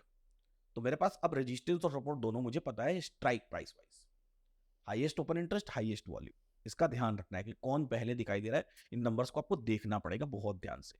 नॉर्मल ऑप्शन चेन पर आप देखेंगे किसी ब्रोकर के टर्मिनल पर, तो आपको वहां वो नंबर्स थोड़ा सा ध्यान देके देखना पड़ेगा। ठीक है, और कुछ ऑप्शन चेन ऐसे भी, जैसे चूंकि मैं रिसर्च कर रहा हूँ, तो हमारे ऐसे ऑप्शन चेन पर हमारे पर क्या होता है कि हम हाईएस्ट लिख के दिखा देते हैं, 100% लिखा हुआ आ जाता है, 100% लिखा हुआ आ जाता है, ये 100% वॉल्यूम है, ये 100% ओपन इंटरेस्ट, उसका सेकंड हाईएस्ट क्या है वो भी लिखा हुआ आ जाता है, तो उसको डिटेल्ड, तो वो डिटेल्ड और ऑप्शन चेन अवेलेबल नहीं है ही नहीं, मार्केट में ही नहीं है। अच्छा, अब आते हैं, समझने की कोशिश करते हैं कि जब मुझे पता चल गया कि मेरा रेजिस्टेंस 20,200 पर है, मेरा सपोर्ट 20,100 पर, जब जब मार्केट 100 के करीब जाएगा, 100 के करीब मतलब 100 को टच करेगा, वो 100 से हो सकता है 20, 30 पॉइंट्स, 40 पॉइंट्स नीचे भी हो सकता है, और 100 से हो सकता है 20-30 पॉइंट्स 40 पॉइंट्स ऊपर भी हो सकता है, यानी कि वो रेंज बनेगी, क्रिएट होगी 100 के इर्द गिर्द की रेंज, क्योंकि 100 के इर्द गिर्द दो स्ट्राइक प्राइसेस है, 150 और 050 दो स्ट्राइक प्राइसेस है। तो 100 की रेंज क्या हुई, 150 से 050 के बीच में कहीं पर वो रेंज क्रिएट होगी। जब जब मार्केट 100 को टच करेगा तब एक बायर को बाजार में एंटर करना है। लेकिन पिछले सवाल का जवाब देते समय मैंने बोला दिशा, तो वो Call दिशा का ध्यान रखना बेहद जरूरी कि ये मोमेंटम किस डायरेक्शन में है, इस बात को समझना बेहद जरूरी है। अब मोमेंटम कैसे समझेंगे हम बाजार में, इसको समझने की कोशिश करते हैं। बाजार में टोटल 3 ही मोमेंटम होते हैं, 3 मोमेंटम्स। पहला, ये वॉल्यूम और ये ओपन इंटरेस्ट, जिसका भी रेजिस्टेंस है, वॉल्यूम ओपन इंटरेस्ट दोनों का है या वॉल्यूम का है, थोड़ा ध्यान से समझिएगा। वॉल्यूम ओपन इंटरेस्ट दोनों का रेजिस्टेंस है या दोनों, या सिर्फ वॉल्यूम का ओपन इंटरेस्ट है। और ऐसे ही वॉल्यूम ओपन इंटरेस्ट दोनों का सपोर्ट है या सिर्फ वॉल्यूम का सपोर्ट है या ओपन इंटरेस्ट का सपोर्ट है। ये वॉल्यूम ऑफ ओपन इंटरेस्ट जो 100% है, वो क्या अपनी जगह पर स्टेबल है या उसके कंपैरेटिव, इस 100% के कंपैरेटिव किसी दूसरी स्ट्राइक प्राइस पर भी एक वॉल्यूम जनरेट हो रही है। थोड़ा और डीप लेके चलते हैं। अभी तक तो हम सिर्फ एक स्ट्राइक प्राइस पर वॉल्यूम देख रहे थे कि बहुत सारी वॉल्यूम जनरेट हो रही है। सपोज करिए कि एक 5 लाख की वॉल्यूम क्रिएटेड है 20,100 पर, ठीक है। अब इस 5 लाख के एवज में अब सेकेंड हाईएस्ट वॉल्यूम ढूंढिए। अब ये सेकेंड हाईएस्ट वॉल्यूम कहां हो सकती है, या तो 100 से छोटी स्ट्राइक प्राइस पर या तो 100 से बड़ी स्ट्राइक प्राइस पर। अब सेकेंड हाईएस्ट अगर 50% है, मान लीजिए 5 लाख के एवज में दूसरी वॉल्यूम 2,50,000 है, हमको उसको ध्यान नहीं देना है, वो हमको फर्क नहीं डालेगी। 3 लाख है, फर्क नहीं डालेगी।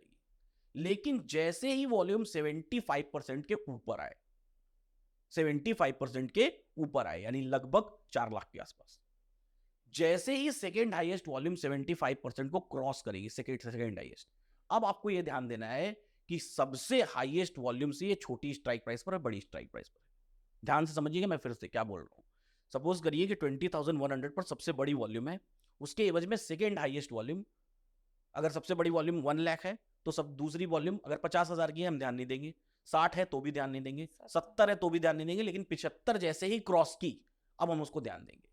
तो अब क्या ध्यान देंगे कि वो उससे छोटी स्ट्राइक प्राइस पर है, बड़ी स्ट्राइक प्राइस पर। अगर छोटी स्ट्राइक प्राइस पर है यानी 100 से छोटी, तो समझ जाइए आज रेजिस्टेंस बेरिश है, रेजिस्टेंस का डायरेक्शन बेरिश है। 100 पर सबसे बड़ी वॉल्यूम, सेकेंड हाईएस्ट वॉल्यूम 050, 100 पर सबसे बड़ी वॉल्यूम, सेकेंड हाईएस्ट वॉल्यूम 050, यानी कि अपने से छोटी स्ट्राइक प्राइस पर 75% वॉल्यूम क्रिएट हुई। यानी कि रेजिस्टेंस वाले जो बायर्स है ना, वो और नीचे प्रेशर क्रिएट कर रहे हैं। वो चाहते हैं कि अब 100 तक भी बाजार ना आए, बल्कि कहां से रिवर्स हो जाए, 050 से रिवर्स हो जाए। आप देखते होंगे जब चार्ट्स पे कई बार कि देखते हैं, जैसे सपोज करिए कि सुबह में एक स्पाइक बनी, मार्केट आया 100 तक जंप किया और चला गया, दूसरी बार मार्केट आके 75 से ही नीचे आ गया, तीसरी बार आया 50 से ही जंप करके नीचे आ गया, वो फिर उस 100 को टच ही नहीं कर पा रहे, लोअर हाइज बन रहे लोअर लोज बनते चले जा रहे हैं ना, हाई जो वहां लोअर हाइज बनते चले जा रहे हैं, वो 100 को बार बार टच ही नहीं कर पा रहा है। क्यों नहीं टच कर पा रहा है, क्योंकि नीचे एक वॉल्यूम क्रिएट हो रही है। जब आप ऑप्शन चेन में ध्यान देंगे, अब अगली बार जब आप ऑप्शन चेन को देखेंगे और ध्यान देंगे तो आपको समझ में आएगा कि एक नया रेजिस्टेंस क्रिएट हो रहा है। दोस्तों मैं थोड़ा आसान भाषा में बता देता हूँ। 20,100 पे सबसे ज्यादा वॉल्यूम है, वो नहीं है OI, वॉल्यूम है। आज का सबसे ज्यादा वॉल्यूम कहाँ पर है, 20,100 पर। अब थोड़ी देर बाद आप क्या देखते हैं कि 20,100 का वॉल्यूम इतनी तेजी से नहीं बढ़ रहा, 20,050 का बढ़ रहा है, यानी कि 50 वाली स्ट्राइक नीचे, और वो वॉल्यूम 50-60 हज़ार है तो हमें टेंशन की बात नहीं है। लेकिन अगर वो 75 यानी कि 1 लाख के सामने 75% वॉल्यूम अब यहाँ शिफ्ट हो गया है, या अब लोग इस पे काम कर रहे हैं, तो इसका मतलब आज बाजार की धारा नीचे रहने वाली है। रेजिस्टेंस की धारा, बाजार की धारा नहीं, बाजार की धारा हम तय करेंगे जब सपोर्ट की धारा भी तय कर लेंगे तब। चलो तो मैं और करेक्शन कर देता हूँ कि बाजार के जो रेजिस्टेंस है, यानी पहले रेजिस्टेंस 20,100 था, अब 20,050 हो गया। कहने का मतलब बाजार नीचे ही रहने वाला है। थोड़ा सा टेक्निकल में समझ लेते हैं, बाजार का रेजिस्टेंस नीचे शिफ्ट हो गया, रेजिस्टेंस नीचे। अब वापस सपोर्ट में भी यही काम करते हैं। मान लीजिए सपोर्ट है और सपोर्ट से बड़ी स्ट्राइक प्राइस पर 75% वॉल्यूम जनरेट हो रही है, मतलब 19,500 का सपोर्ट है। अब आप समझ लीजिए 20,000 से गिरते गिरते गिरते 19,500 आ गया। अब 19,500 पे जो है सबसे ज्यादा रेजिस्टेंस सपोर्ट बना हुआ है, सबसे ज्यादा वॉल्यूम भी वही है, लेकिन नई जो 75% वॉल्यूम बन रही है वो 19,600 पे बन रही है, उससे बड़ी स्ट्राइक प्राइस, यानी कि उससे ऊपर, तो इसका मतलब रिवर्सल आ जाएगा। नहीं अभी रिवर्सल नहीं तय करते हैं। अच्छा। अभी बस हम देखते हैं, ठीक, मतलब न्यूट्रल रही है, अभी ठीक। ट्रेड मत करिए, अभी 1 लाख रुपए अभी को सीखिए, अभी 1 लाख रुपए को पर्स में रख लीजिए वापस, अभी है ना? सीखिए सर। वापस न्यूट्रल रहते हैं। रेजिस्टेंस हमने तय कर लिया कि छोटी स्ट्राइक प्राइस पर है तो रेजिस्टेंस साइड में बेरिश, और बड़ी स्ट्राइक प्राइस पर तो रेजिस्टेंस साइड में बुलिश। ऐसे ही सपोर्ट भी तय कर लेंगे। अगर मान लीजिए हाईएस्ट वॉल्यूम 19,500 पर है और सेकेंड हाईएस्ट 75% 19,600 पर बन रही है, तो मतलब सपोर्ट बुलिश प्रेशर क्रिएट कर रहा है। वही सेकेंड हाईएस्ट अगर 400 पर बन रही है तो सपोर्ट बेरिश प्रेशर क्रिएट कर रहा है। ठीक। अब दोनों तरफ के प्रेशर को जज करिए। एक तरफ रेजिस्टेंस, एक कंडीशन हो गई कि रेजिस्टेंस कुछ नहीं कर रहा है, 75% कहीं नहीं बन रहा है, यानी कि ये कैसा रेजिस्टेंस कहलाया? स्टेबल रेजिस्टेंस कहलाया। दूसरी कंडीशन हो गई कि यही रेजिस्टेंस बेरिश प्रेशर क्रिएट कर रहा है, तो ऐसे रेजिस्टेंस को हम वीक टुवर्ड्स बॉटम रेजिस्टेंस कहेंगे। Bearish resistance weak towards bottom, कमजोर है बॉटम की तरफ। 75% वहां क्रिएट हो रहा है ना, ये कमजोर हो रहा है, बॉटम की तरफ मजबूती बढ़ रही है। और यही रेजिस्टेंस अपने बड़ी स्ट्राइक प्राइस पर क्रिएट हो रहा है, तो वीक टुवर्ड्स टॉप, कमजोर है टॉप की स्ट्राइक प्राइस की तरफ। तो तीन बातें हो गई रेजिस्टेंस में, कंसोलिडेटेड, बेरिश, बुलिश। ऐसे ही सपोर्ट में आते हैं। एक सपोर्ट है एक जगह पर, वो अपने से बड़ी स्ट्राइक प्राइस पर नया सपोर्ट क्रिएट कर रहा है 75% से ज्यादा, तो वो सपोर्ट कैसा कहलाया? Weak towards top, bullish support. और वही सपोर्ट अपनी से छोटी स्ट्राइक प्राइस पर नया सपोर्ट क्रिएट करने की कोशिश कर रहा है, तो वो सपोर्ट कैसा कहलाया? वीक टुवर्ड्स बॉटम, और एक ही जगह पर स्टेबल है तो कंसोलिडेटेड। तो अब इन्हीं दोनों का कॉम्बिनेशन बनेगा। कैसा? रेजिस्टेंस स्ट्रॉन्ग, स्टेबल, कहीं शिफ्ट नहीं हो रहा है, सपोर्ट स्ट्रॉन्ग, स्टेबल, कहीं शिफ्ट नहीं हो रहा है, आज का बाजार कंसोलिडेटेड है। तय कर लीजिए, जब तक ये रहेगा तब तक कंसोलिडेटेड रहेगा। जो बाजार आप देखते हैं ना कंसोलिडेटेड है, एक रेंज में चले जा रहा है, उस रेजिस्टेंस से 20-25 पॉइंट ऊपर जाएगा, रिवर्स हो जाएगा, उस सपोर्ट से 20-25 पॉइंट नीचे जाएगा, रिवर्स हो जाएगा। और ये बायर इसी रेजिस्टेंस पर आकर के बिकवाली भी कर सकता है, और यही बायर इस सपोर्ट पर आकर के खरीदारी भी कर सकता है। दोस्तों केवल ओआई इंपॉर्टेंट नहीं है, वॉल्यूम भी उस दिन के लिए ओआई का काम करता है, यानी कि वॉल्यूम को भी कंसिडर करना बहुत ज़रूरी है। This is what I have understand, और आप लोग समझ लीजिए। और यदि किसी वजह से नहीं समझ पा रहे तो आप लोग इस पूरे पॉडकास्ट को दोबारा से रिवाइंड करके देखिए, क्योंकि नॉलेज का एटम बम है ये एपिसोड। और इसमें ऑप्शन चेन को देखने का एक बिल्कुल नया नज़रिया पेश किया है डॉक्टर विनय प्रकाश तिवारी जी ने। और सीखते हैं, समझते हैं। और यदि आप चाहते हैं कि और एक सिंप्लीफाइड वे में बताएं तो कमेंट करिए। अगेन मैं इन्हें दोबारा बुलाऊंगा और इनसे दोबारा कुछ और थोड़ा सा भाव में सरलतापूर्ण कुछ सीखने की कोशिश करेंगे। चलिए एक एग्जाम्पल से समझाता हूँ, ठीक है? एक एग्जाम्पल से समझाता हूँ। बाजार में आज आपको कुछ नहीं समझ आ रहा है, ठीक है? कुछ भी नहीं समझ आ रहा है, और कुछ भी नहीं समझ आ रहा है तो फिर क्या करें? पूजा करिए, अगरबत्ती जलाइए। पूजा जी तो हमारे साथ थे। अब अगरबत्ती जलाएंगे तो उसके बाद अगरबत्ती की बचती है पॉलीथीन, उस पॉलीथीन में भर लीजिए पानी और उसको सील कर दीजिए, ठीक है? सील कर दीजिए। पॉलीथीन का एक सिरा आपका हो गया रेजिस्टेंस और दूसरा सिरा हो गया आपका सपोर्ट। लिख दीजिए, एक तरफ आर लिख दीजिए, एक तरफ सब एस लिख दीजिए, ठीक है? अब ये स्टेबल है, ध्यान से समझिएगा, बड़े ध्यान से। ये स्टेबल है, मतलब आप उस पॉलीथीन को कहीं से प्रेशराइज नहीं कर रहे हैं, तो इसके पानी कहीं निकलने की कोशिश करेगा क्या? नहीं निकलने की कोशिश करेगा। अब सपोज करिए कि रेजिस्टेंस जिस सिरे पर आपने लिखा हुआ है उस सिरे को पानी को प्रेशराइज करिए नीचे की तरफ, यानी कि रेजिस्टेंस को बेरिश करिए। अब बताइए किधर का सिरा, किधर के सिरे से पानी निकलेगा? नीचे किसी सपोर्ट से, यानी कि आज सपोर्ट टूटने वाला है।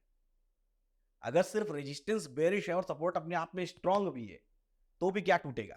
सपोर्ट तो मजबूत है, दोनों तरफ आपने बराबर सील किया हुआ है, रेजिस्टेंस साइड से प्रेशर डाला आपने तो सपोर्ट टूट जाएगा। यानी कि आज बायर को क्या नहीं करना है? खरीदारी नहीं करना है, पुट नहीं सेल, मतलब बाय नहीं करना है, और राइटर को पुट राइटिंग नहीं करनी है अगर रेजिस्टेंस का बेरिश प्रेशर है तो।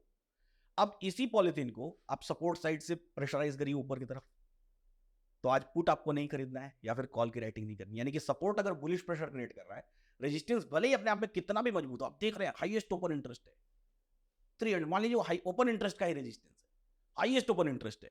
अब आपने सपोर्ट की वॉल्यूम या ओपन इंटरेस्ट को नहीं देखा कि वो बुलिश प्रेशर क्रिएट कर रहा है, बस आपने उस रेजिस्टेंस पर राइट कर दिया।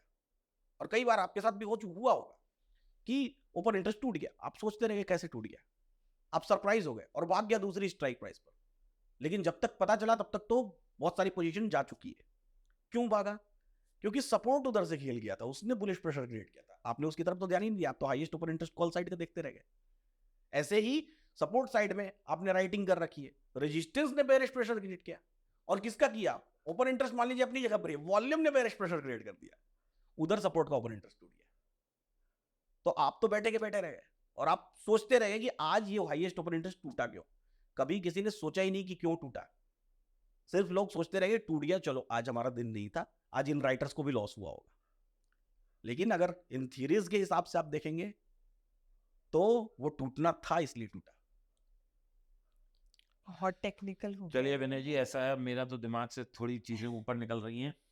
और क्या चीज हमें ध्यान रखनी चाहिए, क्योंकि मेरे तो सवाल ही खत्म हो गए हैं दोस्तों, क्योंकि ये चीज आज तक मैं मतलब ऑप्शन चेन को मुझे देखते हुए 12 साल हो गए, और आप लोगों को पता ही है मैं ऑप्शन राइटर हूँ और सब ट्रेड करता हूँ, लेकिन इस तरीके से, इस नज़रिए से मैंने भी नहीं देखा। तो चलिए, अब मेरे सवाल मैं कुछ और पूछूं, इससे बेटर है आप ही मुझे बता दें कि और किस चीज़ का मुझे ध्यान रखना बहुत है। सारी चीजें।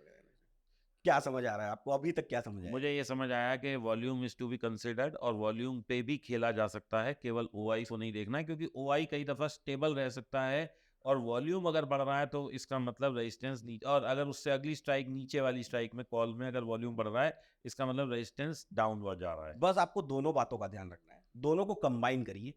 अकेला रेजिस्टेंस को मत देखिए और अकेला सपोर्ट को मत देखिए, रेजिस्टेंस और सपोर्ट दोनों को मिक्स करके देखिए। बहुत सिंपल है, बहुत साधारण है। रेजिस्टेंस बेरिश प्रेशर क्रिएट कर रहा है, सपोर्ट भी बेरिश प्रेशर, यानी दोनों ही अपने से छोटी स्ट्राइक प्राइस की तरफ 75% क्रिएट किए हुए हैं। वो दिन ब्लड बाथ का दिन है, पूरा फुल फॉल आने वाला है मार्केट में।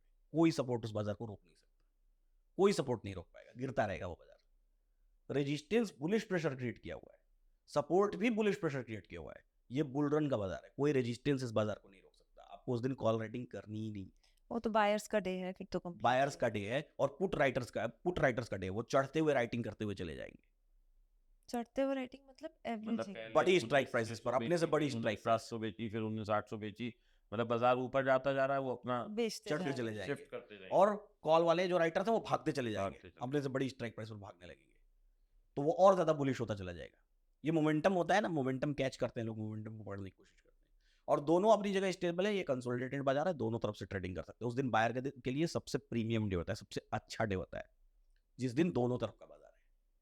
खरीदारी या बिगवाली कहां से करनी चाहिए, अब उस सवाल पर आते हैं जो आपने पूछा था। हमेशा याद रखिएगा, कभी भी मोमेंटम मार्केट में ब्रेकआउट्स की खरीदारी नहीं करनी चाहिए अगर आप ऑप्शन बायर हैं।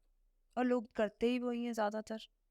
जिस दिन आपने ब्रेकआउट्स की खरीदारी छोड़ दी, एक दो चीजें होंगी। एक तो महीने में आपको ट्रेड्स मिलने बंद हो जाएंगे, जो दिन में आपको 5 ट्रेड्स मिलते हैं सब बंद हो वो जाएंगे। सब बंद हो जाएगा। हो सकता है पूरे महीने में आपको 15 ट्रेड मिले, 10 ट्रेड मिले, 12 ट्रेड मिले, दैट्स ऑल, इससे ज्यादा ट्रेड नहीं मिलेगा। पहली बात, क्योंकि आपने मोमेंटम ब्रेकआउट की खरीदारी आपने छोड़ दी है। ब्रेकआउट तो जब देखिए तब होता है, लेकिन हर ब्रेकआउट सक्सेसफुल तो नहीं होता है। 100 ब्रेकआउट होंगे तो उसमें से एक सक्सेसफुल होगा, वो मोमेंटम कैच कर पाएगा। 100 में से एक ही, बाकी 99 में आप लॉस करके ही आएंगे, वो कंसोलिडेट होकर लॉस ही करवाएगा। इसी तरीके से जो जब हम खरीदारी करते हैं, यानी कि जब हम कॉल्स खरीद रहे हैं, तो हमेशा हमको अपने सपोर्ट का इंतजार करना चाहिए कि सपोर्ट वाली हाईएस्ट वॉल्यूम या सपोर्ट वाले हाईएस्ट ओपन इंटरेस्ट पर जब बाजार आएगा तो ही हमको कॉल खरीदना है। और जब हम पुट्स खरीद रहे हैं, तो जब हमको हमेशा हाईएस्ट रेजिस्टेंस वाले, highest volume, highest open interest पर जब बाजार जा रहा है, उसकी स्ट्राइक प्राइस पर जब बाजार जा रहा है, वहां से हम पुट्स खरीदना शुरू करें। ब्रेकआउट्स पे अगर उसको ब्रेक कर दिया मार्केट, वहां से खरीदने की कोशिश करेंगे तो कहीं तो नया क्रिएट होगा जो आप पहचान नहीं पाएंगे। क्यों नहीं पहचान पाएंगे? क्योंकि जब क्रिएट होगा एट द सेम टाइम बाजार हो सकता है रिवर्स होकर चला जाए, उसके बाद वो क्रिएशन आपको दिखाई दे। हमेशा ओपन इंटरेस्ट हमको 3 मिनट डिलेट दिखाई देता है, 3 मिनट्स, चाहे किसी भी आप ऑप्शन चेन पर देखिए 3 मिनट्स डिलेट दिखाई देता है। 3 मिनट में तो सब कुछ हो चुका रहेगा। तो कभी भी ब्रेकआउट्स पे एज अ बायर कभी खरीदारी नहीं करनी चाहिए। और क्या टाइम फ्रेम रखना चाहिए इसमें? Time frame in the sense की कैंडल्स का टाइम फ्रेम। हाँ जी। कैंडल्स के टाइम फ्रेम के बारे में मैं कुछ कह नहीं सकता। मैं तो बस आपको ऑप्शन चेन पर फिर से लेकर के चला जाऊंगा कि ऑप्शन चेन पर आप हमेशा ये देखिए कि जो मोमेंटम क्रिएट हो रहा है, जैसे 100 से लेके 75% दूसरी तरफ आपने देखा, अब मान लीजिए वो 75% बुलिश है और वो 75% की परसेंटेज बढ़ती चली जा रही है। 75 से 80 हो गया, 80 से 90 हो गया, 90 से 100 हो गया। अब ये जैसे ही ये 100 हुआ, पीछे वाला 99 हो जाएगा जो थोड़ी देर पहले हाईएस्ट था। अब उसकी परसेंटेज घटती चली जा रही है। यानी जैसे सपोज करिए ये रेजिस्टेंस है 20,100 पर, ठीक है, यहां पर 1 लाख की वॉल्यूम है, ये 200 पर रेजिस्टेंस है, यहां पर मान लीजिए कि 50,000 की वॉल्यूम है, तो अभी तो ये इंपैक्ट नहीं कर रहा है। 50 से 60 हुआ, इंपैक्ट नहीं कर रहा है। 70 हुआ, इंपैक्ट नहीं कर रहा है। 75 हुआ, अब ये हमारे कंसिडरेशन में आने लगा। तो अब 75 से ये 80 हुआ, 90 हुआ, जैसे ही ये 100 हुआ, अब रेजिस्टेंस क्या हो गया, ये हो गया, ये हो गया 100, 200 पर रेजिस्टेंस हो गया। और ये क्या हो गया, अब जैसे जैसे इसकी परसेंटेज कम होती है, अब ये 100 हुआ, ये हो गया 6 लाख, ये हो गया मान लीजिए 5,90,000, फिर ये 7 लाख हो गया, 8 लाख हो गया, 9 लाख हो गया, 10 लाख हो गया, और ये 12 लाख हो गया, और ये 6 लाख पे अटका हुआ है। यानी कि ये 75% से नीचे आ गया। यानी कि आपका बुलिश पोजीशन क्रिएटेड होता चला जा रहा है, आप उस बुल में रह सकते हैं। लेकिन वो बुल खत्म कब होगा, जब ये वापस से इसकी परसेंटेज बढ़नी शुरू होगी। यानी कि ये 10 लाख हो गया है, ये 5 लाख है, अब ये 5 लाख से फिर से 6 लाख हुआ, 6.5 लाख हुआ, 7 लाख हुआ, 7.5 लाख हुआ, अब ये इसके एवज में 75% फिर से हो गया, अब वो बुल खत्म हो जाएगा। तो आपको इस ऑप्शन चेन में इस वॉल्यूम या इस ओपन इंटरेस्ट के मोमेंटम को कैच करना पड़ेगा, समझना पड़ेगा, तब जाके आप बाजार को कैच कर पाएंगे कि बाजार बुल रन कंटिन्यूड है या बुल रन कंटिन्यूड नहीं है। दोस्तों शायद आपको 1 बार 2 बार या हो सकता है 3 बार भी देखना पड़े, मेरी समझ में आ गई है, क्योंकि वॉल्यूम जब शिफ्ट हो रहा है तो रेजिस्टेंस और सपोर्ट उसके हिसाब से शिफ्ट होते रहेंगे। केवल ओआई का खेल नहीं है, ओआई के साथ वॉल्यूम का भी खेल है। बस थोड़ा सा समझने वाली बात यह है, नहीं समझ आया कोई बात नहीं, 1 बार देख लीजिए, 2 बार देख लीजिए, इतने लाखों करोड़ों रुपए का आपने लॉस ले लिया, अगर कुछ नई चीज़ सीखने को मिल रही है तो दोस्तों उस पर अपना रेजिस्टेंस मत दिखाइएगा, उस पर अपना सपोर्ट दिखाइएगा, और उस पर अपने सीखने की इच्छा शक्ति दिखाइएगा, ताकि हम भी प्रोत्साहित हों आपके व्यूज़ आने से, और दूसरा आप भी कोई ऐसी नई चीज़ सीखें, क्योंकि कल से मैं तो इसे इम्प्लीमेंट करने वाला ही हूँ, और आप लोग भी करेंगे तो आपकी ट्रेडिंग जर्नी और बेहतर हो जाएगी। अब आते हैं एम्प्लॉयड वॉलेटिलिटी, आईवी। आईवी क्या बताती है, बाजार की वॉलेटिलिटी बताती है। आईवीज कब आपके बाजार के मोमेंटम को इम्पैक्ट करती है, इस बात को समझना बेहद जरूरी है। एम्प्लॉयड वॉलेटिलिटी अपने आप में ऐसा एक टर्म है जिसके नाम पर बहुत मिथ्स है, बहुत सारे मिथ्स है, मतलब भरे हुए हैं, 99 मिथ्स है, उसमें एक ट्रूथ है, एक फैक्ट है आईवी के नाम पे। अब एम्प्लॉयड वॉलेटिलिटी क्या करती है, कैसे हम एम्प्लॉयड वॉलेटिलिटी देख के पहचाने कि आज बायर को ट्रेड करना है या नहीं करना है। ये मतलब कुछ आसान ट्रिक्स बता रहा हूँ, कुछ अच्छी ट्रिक्स बता रहा हूँ, जिससे हमको पता चलेगा कि आज बायर का दिन है या नहीं है। क्योंकि एज अ बायर आप जब मार्केट में इंटर करने जा रहे हैं, या छोटे राइटर का दिन है कि नहीं। कई सारे ऐसे लोग होते हैं ना जो सिंगल लॉट से 2 लॉट से राइटिंग करते हैं, आज उनका दिन है कि नहीं। जब दोनों तरफ, एक तो एम्प्लॉयड वॉलेटिलिटी कुछ भी हो सकती है, 6 की हो सकती है, 7 की हो सकती है, 8 की हो सकती है, 10 की हो सकती है, हर ऑप्शन चेन पे दिखाई देता है दोनों साइड। कॉल साइड की अपनी एम्प्लॉयड वॉलेटिलिटी होती है, पुट साइड की तो अपनी हमें employed volatility। एटीएम की देखनी होती है। हाँ, एटीएम के इर्द गिर्द 2 स्ट्राइक प्राइस, यानी कि जो हमारी इमेजिनरी लाइन है मार्केट प्राइस, उसके एक ऊपर वाली एक नीचे वाली, जो हमने 2 तय की है, उन्हीं दोनों स्ट्राइक प्राइस के दोनों तरफ की एम्प्लॉयड वॉलेटिलिटी को देखिए। एक तरीका ये है एम्प्लॉयड वॉलेटिलिटी का कि ये मान लीजिए 7 है, 8 है, 10 है, 12 है, दोनों तरफ बराबर है, लगभग बराबर है। एक तरफ 11 है, एक तरफ 12 है, एक तरफ 10 है, एक तरफ 11 है, एक तरफ 20 है, दूसरी तरफ 19 है, एक तरफ 30 है, दूसरी तरफ 31 है। तो मिथ्स ये है कि अगर एम्प्लॉयड वॉलेटिलिटी लोग बोलेंगे आज बहुत बड़ी हुई है, आज हमें ये इंपैक्ट कर देगी, अगर दोनों तरफ बराबर है तो आपको वो कभी इंपैक्ट नहीं करेगी। किसी भी बायर या किसी भी राइटर के लिए वो खतरे वाली बात नहीं है, अगर दोनों तरफ की एम्प्लॉयड वॉलेटिलिटी बराबर है तो। लेकिन जिस दिन एम्प्लॉयड वॉलेटिलिटी में डिफरेंशिएशन है, मान लीजिए कॉल साइड की एम्प्लॉयड वॉलेटिलिटी बहुत ज्यादा है, मान लीजिए कॉल साइड की एम्प्लॉयड वॉलेटिलिटी 15 है और पुट साइड की सिर्फ 10 है, 5 का डिफरेंस है। 5 का डिफरेंस है, ये दिन जो ब्रेकआउट्स होते हैं वो बुलिश ब्रेकआउट्स होंगे। बुलिश ब्रेकआउट्स का मतलब समझ रहे हैं, यानी आज रेजिस्टेंस ब्रेक होगा, टूटेगा, चाहे आप किसी भी चार्ट कैंडल पर रेजिस्टेंस खींच रहे हैं, जैसे भी खींच रहे हैं। दोबारा बोलिए, अगर हमने एटीएम की देखी हाँ, और और वो कॉल साइड की एम्प्लॉयड वॉलेटिलिटी पुट साइड की एम्प्लॉयड वॉलेटिलिटी के कंपैरेटिव बहुत ज्यादा है, अच्छा, आज रेजिस्टेंस का ब्रेकआउट होने वाला है। ओके, आप चाहे किसी भी ट्रेंड लाइन का रेजिस्टेंस देख लेंगे वो ब्रेक करेगा। तो मतलब ये डिफरेंस कॉल साइड की भी तो हमने बायर्स प्रोस्पेक्टिव से देखा एक तरह से, हाँ, जैसे राइटर्स प्रोस्पेक्टिव से देख रहे हैं तो आप उस दिन राइटिंग कॉल की मत करिए, ठीक पुट है। की करिए। करिए कॉल की, या थोड़ा तो मोटा माटी समझने की बात यह है, जहाँ पे आईवी कम है वहाँ राइटिंग करनी है, जहाँ आईवी ज्यादा है वहाँ पे राइटिंग से बचना है और बाइंग करनी है। अच्छा, दूसरी बात, इसी पर्टिकुलर डे में एक और चीज हो सकती है, अगले दिन हो सकती है, या इसमें गैप डाउन ओपनिंग हो सकती है। गैप डाउन कैसे होगा वो समझते हैं। जिस भी पर्टिकुलर टाइम पर कॉल की आईबी और पुट की आईबी बराबर होनी शुरू होगी, मान लीजिए कॉल की 15 है, पुट की 10 है, 10 से 11 हुई, 12 हुई, 13 हुई, समझ जाइए कि जैसे जैसे वो क्लोज आती चली जाएगी बराबर होने के, वो बाजार का रेजिस्टेंस क्रिएट होता चला जाएगा, वहां से बाजार में बड़ा फॉल आने वाला है। तब फॉल आएगा, जब बराबर होंगी तब फॉल आएगा दोनों। अगर पुट की ज्यादा है, कॉल की कम है, तो इस दिन बाजार के सारे सपोर्ट्स टूटेंगे। आप किसी भी ट्रेंड लाइन पर, किसी भी इंडिकेटर पर कितना भी तगड़ा सपोर्ट ले लीजिए, आज टूटेगा, टूटने ही वाला है। और अगर जब ये बराबर होगी तो फिर वहां सपोर्ट क्रिएट होगा, वहां से मार्केट रिवर्स होगा। एक बार मैं विनय जी चाहूंगा इसको दोबारा समझाइए। फिर से समझाता हूँ।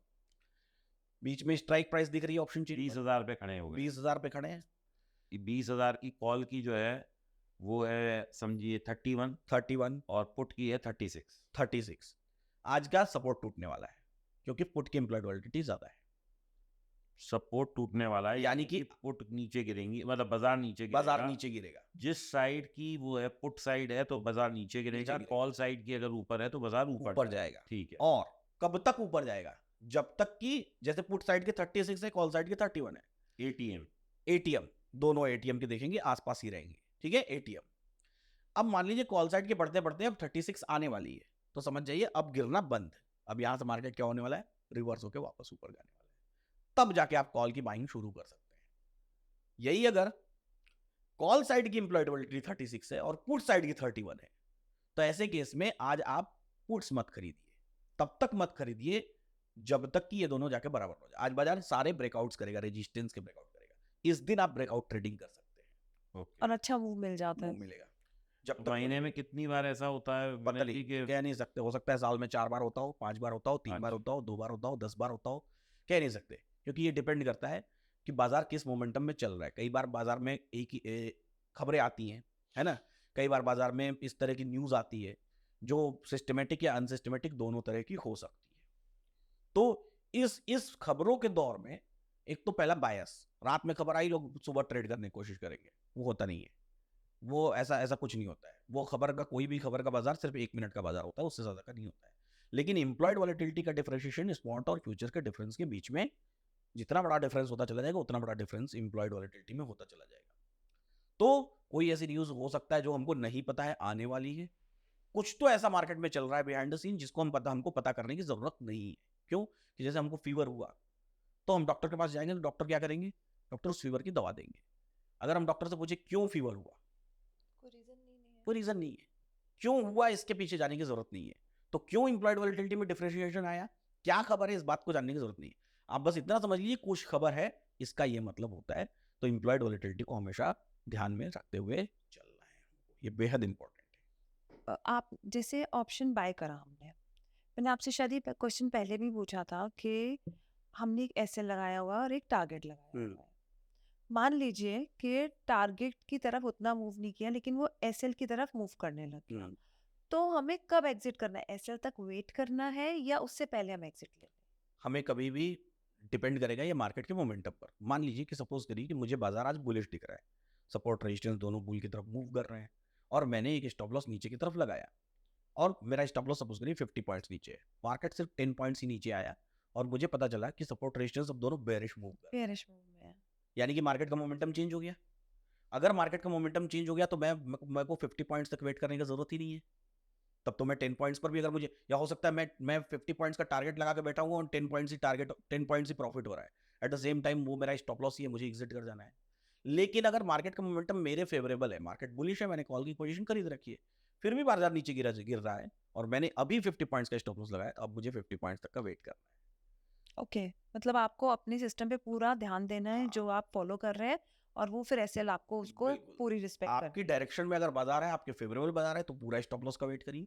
अगर आपके अगेंस्ट बाजार हो गया है, कई बार ट्रेड लेने के बाद बाजार का मोमेंटम बदल सकता है, बदल गया तो आप एग्जिट कर जाइए, जहां भी दिख रहा है मार्केट वहां एग्जिट कर। लेकिन ये बहुत कठिन है, ये एक साधना है, ये एक तपस्या है। बिल्कुल। इस तपस्या को करेगा कोई कंटिन्यूसली सालों तक, तब जाके वो इसको एग्जीक्यूशन कर पाएगा, क्योंकि दिमाग आपका आपके साथ खेलेगा। तो दोस्तों मैं समझता हूँ आज का जो ये हमारा इनके साथ संवाद था, जो एक सीखने की प्रयास था, आप लोगों को बेहतरीन लगा होगा, क्योंकि अब तक मैंने ऐसा कुछ नहीं सीखा था और मैं आशा करता हूँ आपने भी नहीं सीखा होगा। अगर आप चाहते हैं कि और बारीकियां और गहराइयों से ऑप्शन चेन के बारे में सीखा जाए तो कमेंट करिए अगेन, हम विनय जी को दोबारा बुलाएंगे और इनसे और सेकंड, थर्ड, फोर्थ एपिसोड में और समझेंगे, क्योंकि छोड़ने तो वाला मैं हूँ नहीं, लेकिन मुझे इनको अकेले नहीं पकड़ना है, आप लोगों के साथ पकड़ना है। आप लोगों का भी सपोर्ट होना चाहिए कि हाँ, आप भी सीखना चाहते हैं, क्योंकि मेरे को तो ये ऑफ कैमरा भी सिखा के ही जाने वाले हैं। लेकिन आप लोगों को अगर और सीखना है तो आप वो कमेंट करिए अगेन। यदि आपकी कोई क्वेरीज़ हैं तो मैं कोशिश करूँगा कि मेरी टीम, पूजा जी या विनय जी खुद या इनकी टीम में से कोई आपके सवालों का जवाब दे, और आपके लेकिन सवालों का जवाब ज़रूर मिलेगा। यदि एक बार थोड़ी-सी कठिनाई हो सकती है जो इन्होंने बोला है, क्योंकि काफ़ी टेक्निकल था, और वो टेक्निकल दोस्तों देखिए क्या है, बेसिक चीज़ों से आगे तो बढ़ना पड़ेगा अगर एक एक्सपर्ट ट्रेडर बनना है। कब तक हम वही 2 जमा 2 4 करते रहेंगे? ट्रिग्नोमेट्री और फिज़िक्स और लॉ क्वांटम फिज़िक्स पे आना ही पड़ेगा अगर हमें पूरी दुनिया को जानना है। ऐसे ही यदि आपको अपने अंदर महारत हासिल करनी है, ऑप्शन बाइंग हो या सेलिंग हो, क्योंकि दोस्तों 93% लोग लॉस में हैं, तो मैं समझता हूँ कि जितने भी लोग ये देख रहे हैं सारे तो प्रॉफिट में नहीं हो सकते। यदि आप भी एक लॉस मेकिंग ट्रेडर हैं तो दोस्तों अपनी स्किल सेट को इम्प्रूव करिए, सीखने की कोशिश करिए। मैं समझ रहा हूँ कि थोड़ा-सा टेक्निकल था आज का ये एपिसोड, लेकिन दोस्तों एक सीढ़ी से अगली सीढ़ी पे पहुँचेंगे तभी तो अपने स्किल सेट्स को इम्प्रूव करेंगे। तो धन्यवाद करते हैं विनय जी का, और आशा करता हूँ कि आप लोगों के कमेंट्स आएँगे, आप लोगों के सवाल आएँगे, और इन्हें हम दोबारा बुलाएँगे अपने डीप टॉक्स में, ताकि और गहराइयों से सीख सकें पैसा कैसे बनता है। तो धन्यवाद देते हैं आज के लिए विनय जी को, कि बहुत-बहुत थैंक धन्यवाद यू कि विनय ये जी। इतनी दूर से चल के आए और इन्होंने हमारे रिक्वेस्ट को माना और अपना अमूल्य समय दिया। धन्यवाद। एक और रिक्वेस्ट है आप सब लोगों से कि आप लोग डीप टॉक्स को तो सब्सक्राइब कर ही रहे हैं, अपने दोस्तों के साथ शेयर और फॉलो भी करिएगा। और विनय जी का भी चैनल है इन्वेस्टिंग डैडी के नाम से, जिसका कि लिंक मैं डिस्क्रिप्शन में भी दे दूंगा। आप लोग हो सके इन्हें भी फॉलो करिए, क्योंकि जो बातें ये यहाँ मेरे को आज बता रहे हैं, लेकिन ये अपने चैनल पे बताते रहते हैं, और हमारे बड़े अच्छे प्रिय मित्र हैं। तो रिक्वेस्ट करेंगे कि आप लोग इनके साथ भी जुड़ें, क्योंकि सीखने को बहुत कुछ मिलेगा। धन्यवाद।